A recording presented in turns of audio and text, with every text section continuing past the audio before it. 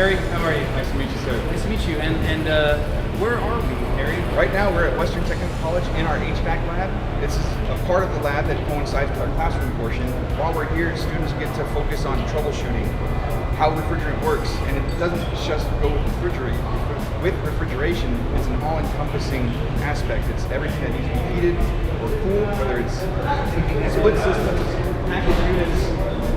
These gentlemen over here are doing some wiring, everything that encompasses refrigeration and how it turns on, turns off, and things of that nature. We get to practice here, hands-on. It's one of the big things we like to promote is that it's hands-on.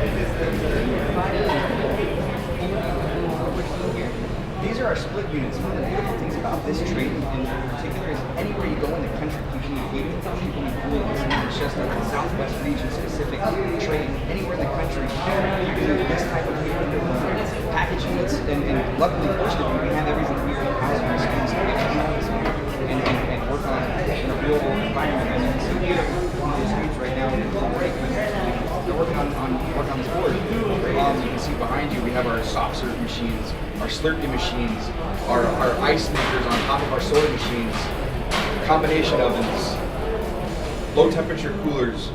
All these things are encompassed inside of our HVAC field, and it's not something that people think about right off the top of their head, but it's something that us as technicians, we have to know how this chiller barrel works